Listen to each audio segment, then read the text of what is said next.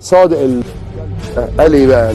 عمل فيديو الاسبوع اللي فات، قال لقد صدرت التعليمات ان انا ما اطلعش في حلقه الخميس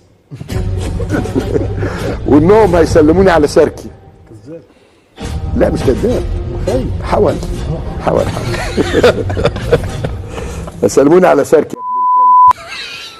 يوم الخميس اللي جاي في برنامج على الهوا في قناة الزمالك هو اللي يقدمه، وانا بقول لكم مش برحمة امك يا وسخ يا حول، اديني اهو. عرفت معايا الكذاب؟ وحضرتك المذيع، حضرتك وانا المذيع وانا المخرج وانا اللي جاب. يا راجل خلي عندك دم، يا راجل خلي عند ام اللي جاب دي، ام اللي جاب ام اللي جاب ام اللي جاب امك دم. انا اللي خدت فلوس التركي. هو انت في غيبوبه يا ابني؟ حد بيتفرج عليا، جايب الفيديو بيتفرج عليا. عرفت انا فشخكوا كلكم، فشخكوا دي تعباك يا استاذ.